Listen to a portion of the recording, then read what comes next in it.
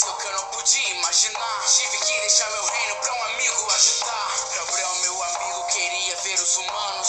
Eu falei que não, mas ele foi continuando. Ele foi sozinho, por ele eu não quis ir atrás. E quando eu vi já era tarde demais. Hellgram pelo chão asas cortadas. A honra e a dignidade de mim foram retiradas. Pelo nome Aleguinho, um trauma que se evite. Então a partir de hoje, me chame de King. O reino das fadas para sempre fui banido. E como consequência perdi meu melhor amigo. Perdi minhas memórias, me diga quem sou eu. Mas tudo mudou quando uma gigante apareceu. Queria voltar no tempo e consertar os meus pecados. Mas o tempo é um só, não tem como consertá-lo. Rei das fadas, quem? Não me chame assim. O tempo passou, agora me chame de King. Queria voltar no tempo e consertar os meus pecados. Mas o tempo é um só, não tem como consertá-lo. Rei das fadas, quem? Não me chame assim. O tempo passou, agora me chame de King. Atacado pelas costas, não consegui defender. Por isso perdi minhas memórias, não sabia o que fazer. Por muito já chorei, por muito já temi. Mas caído no esquecimento, de tudo esqueci.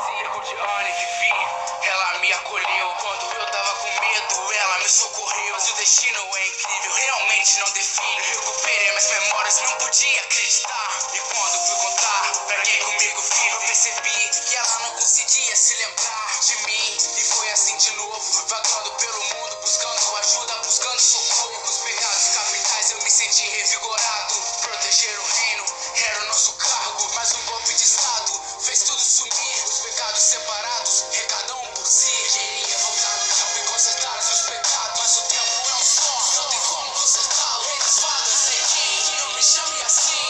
O tempo passou, agora me chame de King. Queria voltar no tempo e consertar os meus pecados, mas o tempo é um só, não tem como consertá-lo. Rei das fadas, quem? Não me chame assim. O tempo passou, agora me chame de King. Nós fomos separados, cada um para o seu lado. Nós fomos reunidos, cada um dos pecados. Como aliados agora temos que lutar para a redenção e para nos libertar. Será que não fomos nós que matamos Aratra? Será que somos inocentes e não fizemos nada? Será que queremos a paz eterna e para o reino? Vou trilhando esse caminho com tudo que tenho. Elaine, ainda perdi a minha irmã. Me responda por quê? Por que você fez isso, Pan? Minha aparência infantil não condiz com a realidade. Traz um pequeno garoto a muita força de vontade. Força de magia pra eu nunca cair. Determinação pra poder me redimir. Quero consertar o meu pecado e voltar antigamente.